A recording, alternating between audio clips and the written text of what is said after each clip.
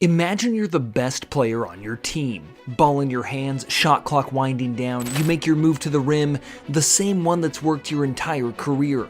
You look up, and there he is. Suddenly, shots that exist against every other player in basketball just don't anymore. Or maybe you're on the other end, guarding him. You match up, look across, and realize his chest is level with your face.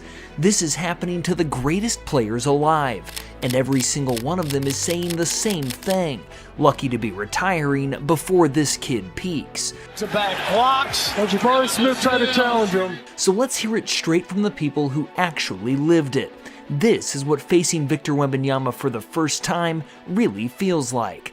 And shout out to Prize Picks for sponsoring this video. Before Wemby played a single NBA game, Paul George went on his podcast and said the teenager from France would need time to adjust to the NBA.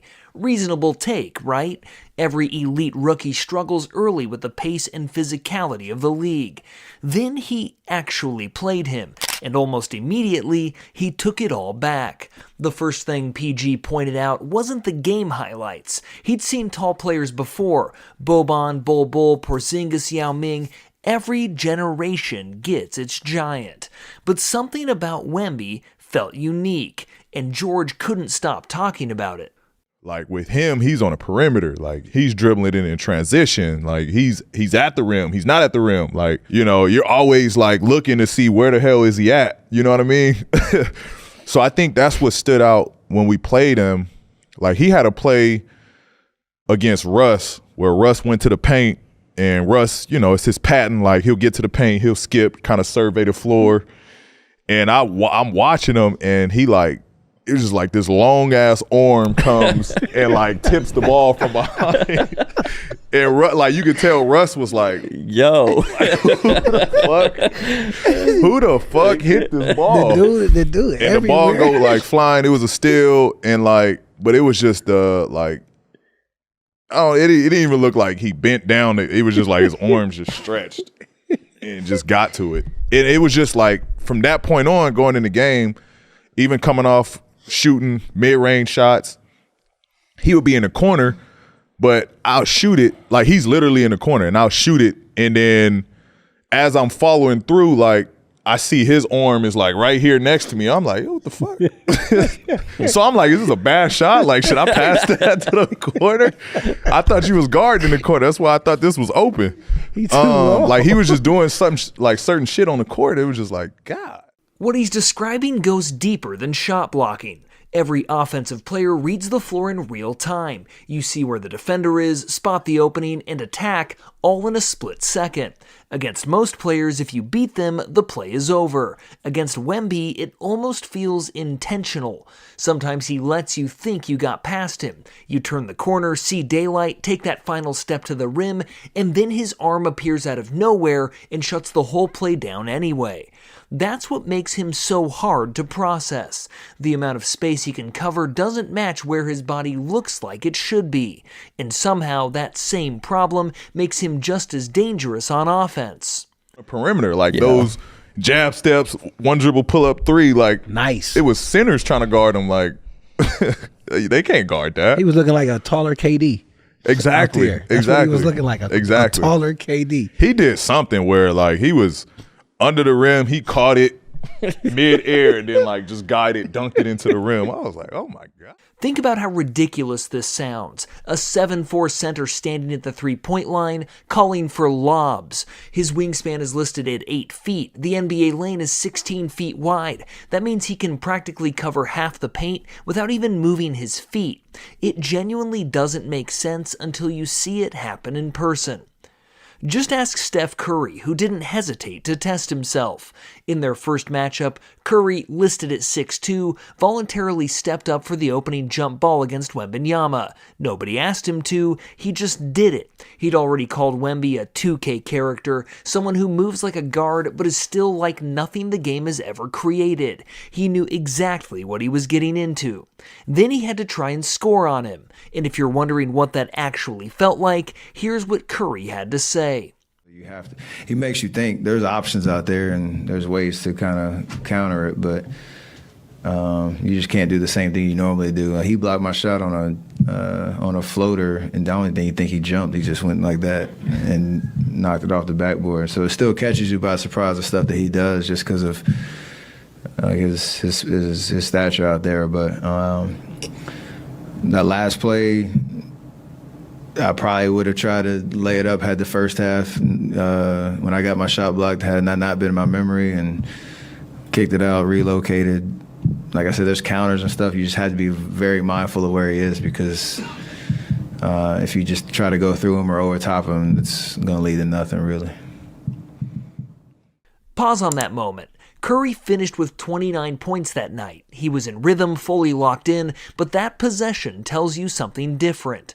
The greatest shooter in NBA history, a player defenses are literally designed to stop, drove into Wemby and still hesitated mid-play just to avoid the block. And if he has to change his mind at the rim, imagine what everyone else feels trying to finish there. There's also a number that explains it. In Wemby's rookie season, opponents shot 51.3% at the rim against him. That sounds decent until you realize the league average at the rim is 63.8%.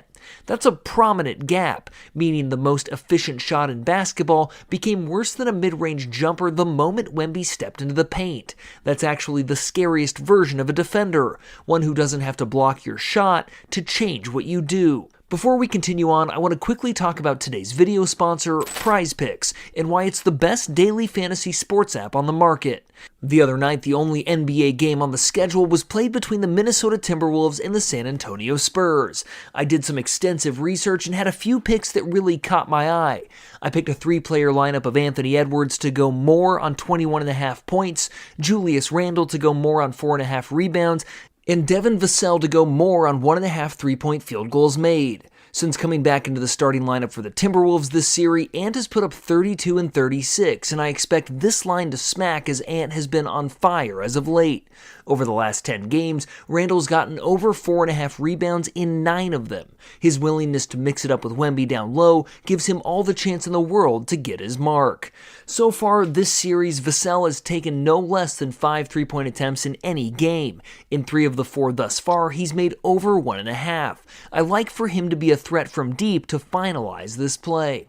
It's a solid 2.25 payout as a flex play or a 3.25 payout as a power play. I personally played this lineup as a power play. You can also follow me on the app at Hoop Dungeon to see all my lineups. Prize Picks is available in most states including California, Texas, and Florida, so chances are you can get in on this. Here's the deal for new users. Download the app and use code HMA to play your first $5 lineup to get $50 in lineups instantly. The link is in the description. Steph wasn't the only one who described that video game feeling when going up against Wemby. Bobby Portis, the heart of the Bucks, has built his career on relentless hustle, physicality, and toughness. But in his very first defensive possession against Wemby, none of it seemed to matter. He even admitted it himself. It felt like he was the low man in a situation he simply couldn't win. My first defensive possession, he split a double team and throw it off the glass, and I'm low man. Like, I just let him go. He caught that mug and, whoa, I said, nah, this dude crazy. The next possession, he blocked somebody's shot, wrapped the ball behind Dane, and dunked Brook. I don't know if y'all remember. I said, bro, this dude is crazy. I do now. I'm like, bro, this is crazy. Like, what's up with Buddy, bro? I'm like, bro is playing a video game out here, bro. I like this that. Is unreal. It's crazy. Yeah, I like him a lot, though, man. And the reality is, he's not alone. Every player who's faced Wemby has run into the same issues. There's no real way to stop him. His rare combination of size, ball handling, and footwork makes every possession unpredictable, a nightmare matchup from start to finish. Portis actually made the right decision. He let the play go, and even that wasn't enough. Because with Wemby, even the correct read doesn't guarantee safety. Which is why maybe the most accurate label anyone has given him came from LeBron James himself, an alien. LeBron has faced every number 1 pick for over 2 decades. He's gone up against generations of superstar talent who changed the league in their own way. But when he faced the French phenom for the first time, his reaction was unlike anything else. He's special, and he has an unbelievable coach that's going to make sure that he does things the right way, play the game the right way, and he's going to continue to develop. But he's already special, but he's going to continue to get better and better and better, each and every game, each and every year that he steps on this floor. James wasn't hyping another rookie. He was reacting to something he really hadn't seen before. Because most defensive bigs operate in one zone. They protect the rim and wait for you there. Meanwhile, modern versatile bigs can switch onto guards, but they usually give up size or rim protection. Wemby does both at the same time. On one possession, he can step out and contain the ball at the three-point line, then recover back to the rim like he never left it. His first step covers ground so quickly that what should be two separate defensive roles becomes one continuous action. In transition, it's even worse. He's already at the rim before the defense has even finished organizing. There's no one version of him you can target. You don't get to pick your matchup. You have to deal with all of it all at once. And no defensive scheme in basketball is built for that. That's why people really mean it when they say alien.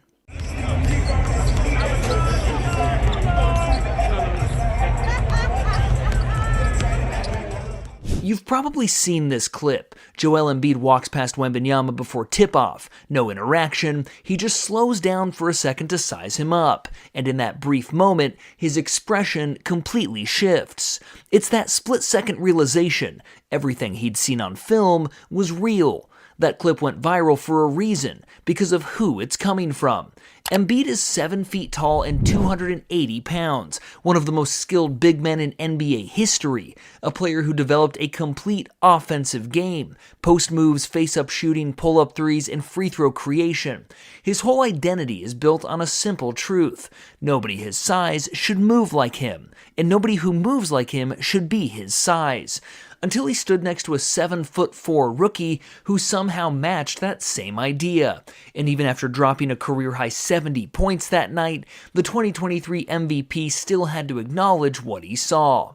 That big fella, he's amazing. He's great. In my opinion, he's up there as far as already the best players in the league. So, obviously, bright future. Another player built to meet Wemby at his own level is none other than three-time NBA blocks leader Anthony Davis.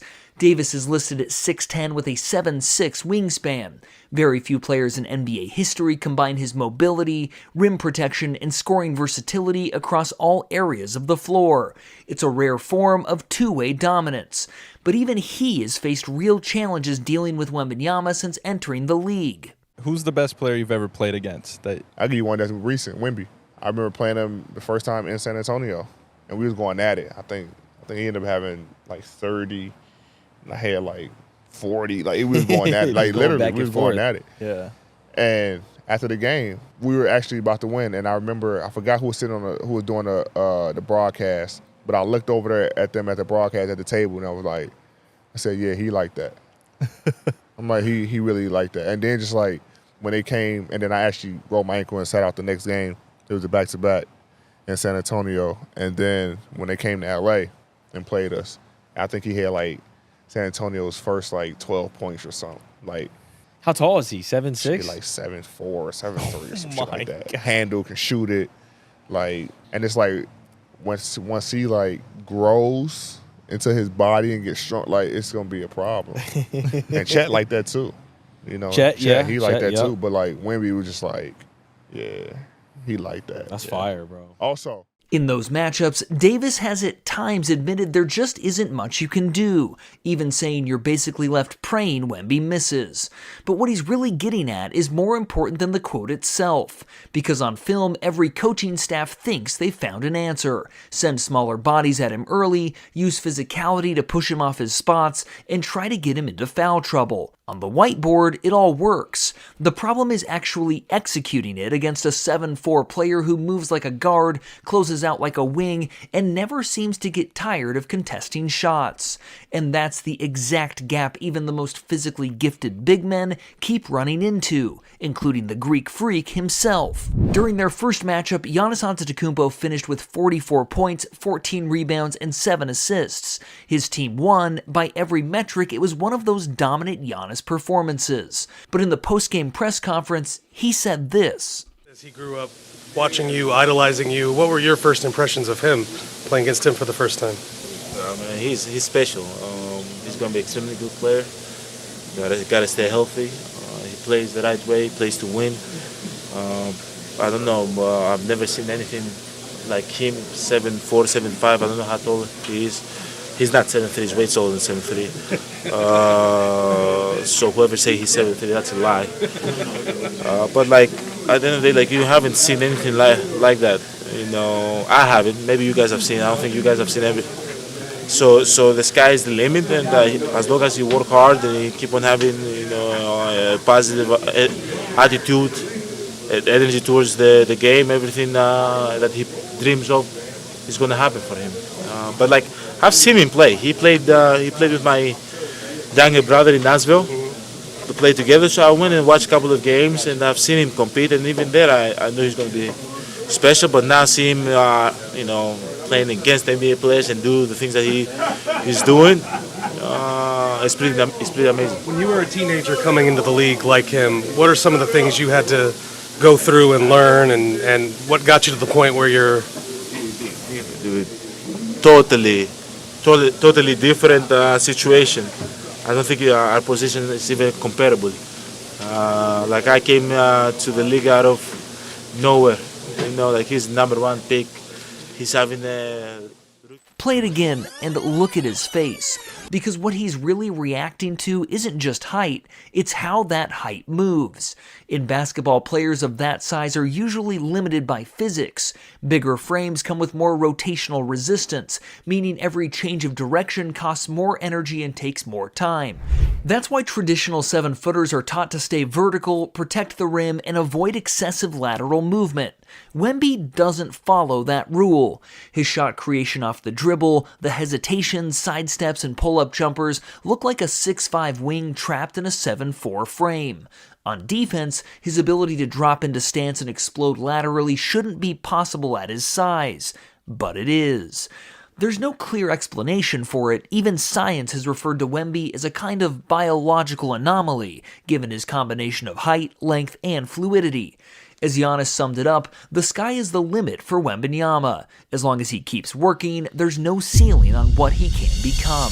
3 seasons in, and this is where things stand. Unanimous Rookie of the Year, first player in history to record 200 blocks and 100 threes in a single season, youngest Defensive Player of the Year ever, and the first to win it unanimously. Wemby finished with career highs of 25 points, 11.5 rebounds, and 3.1 blocks on 51% shooting. And that's only the regular season. In the playoffs, he set the all-time record with 12 blocks in a single game, then followed it up with a 39-point, 15-rebound, 5-block performance in the next round, joining legends like Hakeem, Shaq, and Kareem as the only players in NBA history to ever post numbers like that in a playoff game. And somehow, he's only 22 years old. The scary part is he's still improving, and the conversation around him is only getting louder. At this point, it's starting to sound like the way people once talked about Michael Jordan. So we want to hear from you. If he stays healthy, is Victor Wembanyama already on a path to becoming one of the greatest players ever? And could he shock the league this year by leading the Spurs to a championship? Drop your thoughts in the comments. And if you enjoy deep basketball stories like this, make sure to like, subscribe, and turn on notifications. This is Hoop Dungeon. We'll see you in the next one.